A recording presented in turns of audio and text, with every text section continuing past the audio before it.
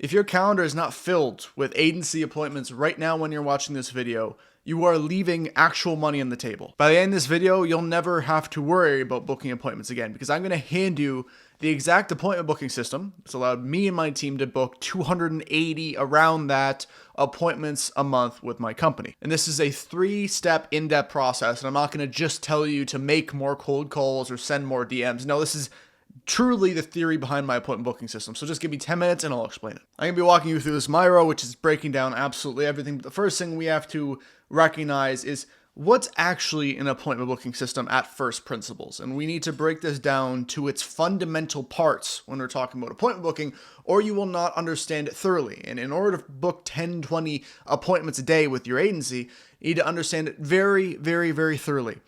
What this is right here is a diagram where it goes input, output, feedback. This is the number one thing you need to know when you're talking about systems thinking in an agency. I've used this in 2 of my companies, my agency that I started and my coaching consulting business. I teach other agency owners the exact system. Inputs represent the basic materials or resources that will be transformed into an output. Okay, so what is an appointment booking system at first principles? An input is a cold calling script paired with the environment, which is prospects coming into that system, going through a process right here in order to create an output, which is actual appointment with your agency. Every single time we run through this process right here, we get back what we call feedback. And this is how we iterate. If you've heard the word iteration from me before, it's continually doing the same thing over and over and over and collecting feedback on how that thing is going. And what you can start doing, and I'll get into this in a second, how to actually conduct this, is doing tests to see what performs better at each period. But this is really necessary to know. So we have an input, like I said, goes through a process, which is your script hitting a prospect, and then you get an output, which is a booking, and then you see how it goes. You see the metrics from each call and record it. This is really crucial to know because we have this in cold calling. As an example outreach method, this same thing can be directly applied to any other outreach method that's on the top of your head right now when you're reaching out to prospects. In cold calling, we have mainly 5 metrics we look at on the call itself. We have an opener right here. So it's, hey, look, we haven't spoken before, but can I quickly take 30 seconds of your time? We have a hook, which is we work with real estate agents across Canada to get them 3 listings on a day, whatever the hook is. And then once they accept the hook, you go into the pitch. And what we do when we're looking at systems thinking, each one of these is a system. Okay, it's a micro system. And the reason you need to understand this when you're talking about appointment booking, because every single mini interaction with a prospect is a micro system. And when I use micro and macro in a sentence, if we're talking about a macro appointment booking system, we're talking about, let's say, a team of 5 cold callers with a boss ahead of them, and then you have a founder at the top. That's like a very big macro appointment booking system. They have a whole team for it. A micro appointment booking system is looking at every single line in a cold calling script down to the exact conversion percentages that this line is actually getting for you.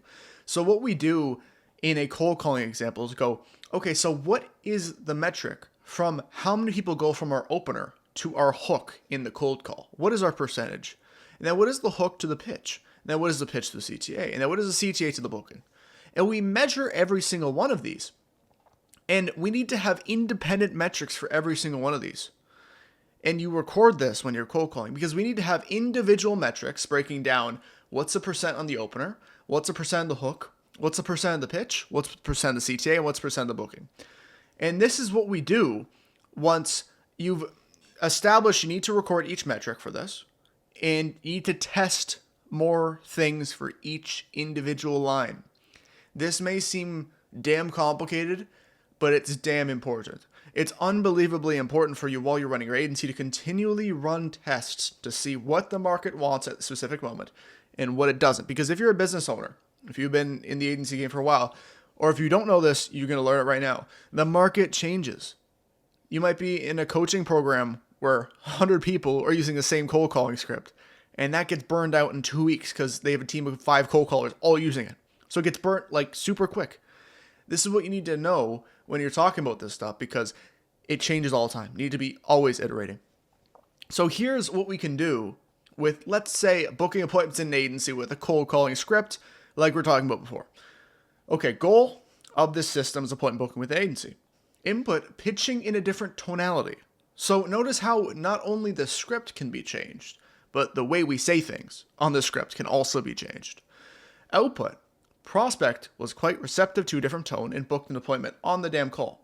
Feedback was a higher appointment booking rate on the cold calls that were made during that day.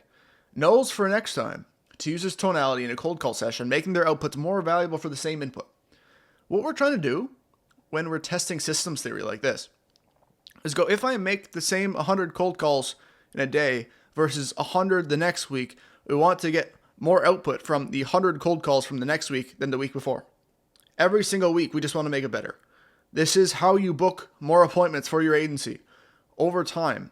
It's just getting the effectiveness of your cold calls to be as damn good as possible. And the way you do that is making small tests in systems thinking, exactly like we're doing right here. Okay. So as an example, the 100 calls the first time had a 2% ABR, and the second time you did it had a 4% ABR on 100 calls. So you just doubled your appointment booking rate from a simple tonality change. And this is actually how it works. Okay. So here's an example of if we wanted to test a hook of a cold call. So we have, let's say, the opener before this, and we move on to the hook. Let's say the hook is not working as well as we want to, and we need to test to see other variations of what's going on, or how can we make this thing better.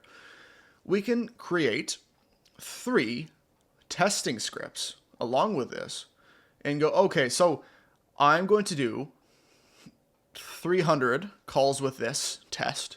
I'm going to do 300 calls with this test. And I'm going to do 300 calls with this test. And we're going to see, how does this affect the pitch rate after this? So after we hook them, how many people go on the pitch rate? Okay. So we're trying to see, like, in the throughput of the system, how many people go to the next stage in the whole system. And you can see here with, like, these testing scripts as an example with this, I'm just giving you examples. They're all very, very similar. We're all using a very similar philosophy behind these hooks. But look at this. So can I briefly explain how we make that happen? Could I take 20 seconds to explain how that works? Okay. And to obtain accurate and reliable data, it's essential to keep all other variables consistent. Very, very consistent. Okay. So we have fixed variables, and then we actually have variables that are going to be changed. So it's called controlled versus independent variables. Independent variables means this small tweak that we're making on one line in a cold call script, while everything in the cold call itself, like the pitch you're using, the CTA, and the opener, all stay the same. So we're making very small tweaks to see how this improves our appointment booking system. This is what you're doing as an agency owner right here, like I just showed you, for the first 3 to 4 months as an agency owner, okay? Because you can either do it this way. You do this, what I have on the screen, and test your ass off for 3 months. Or you can buy, like, a coaching program that already has tested this stuff. Like, okay, I'm not trying to convince you or sell you into anything like that I have. Just saying, like, yes, you can buy a coaching program and do all this. If you're doing it yourself and you want to start doing it yourself, you do this repeatedly for months on end until you find an effective script that actually works. This is how you get good at whatever appointment booking system you're using, is testing all the time. And it's not sexy at all. It's something that probably is repulsive to you just looking at numbers on a screen. It's actually the thing that works the most effective way possible, because numbers are everything.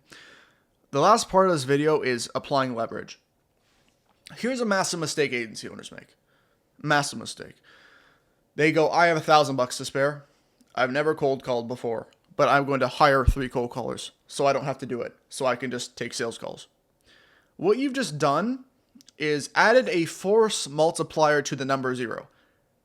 So think of it this way. In math, if you multiply something by 3, but the something is 0, so you're doing 0 times 3, you're ending up with 0. Okay? You have no skill to begin with to multiply the force multiplier of 3 people to get an outcome. I'll quickly dive in what I mean by this. Leverage takes whatever you're doing and then adds a force multiplier. So here's an example of what we call labor leverage, which is having other people work for you. You're getting a 3% ABR on 200 cold calls that you do personally. And after, you decide to hire 3 cold callers on a commission basis. Okay, so what you're doing right now is getting you 6 calls a day for your agency at this moment. Then you decide you're getting 3% from 600 calls now because you just hired 3 cold callers for your agency. Okay? What this does is gets you 18 calls a day. So we have a force multiplier, which is 6 times 3 equals 18 from the 3 cold callers. So the very important part about this with appointment booking, when you're training appointment setters or you're training cold callers, is you have to train them on the exact inputs in order to get the exact output you'd like to get. What so many people train people is like, I have a script to give you, okay? Read from the script. Book this person in.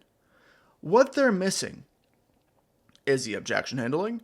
They're missing the tonality to use on the cold call. They might not be as receptive to the person as you are being, might be not as friendly. You need to train them on precisely what you were doing.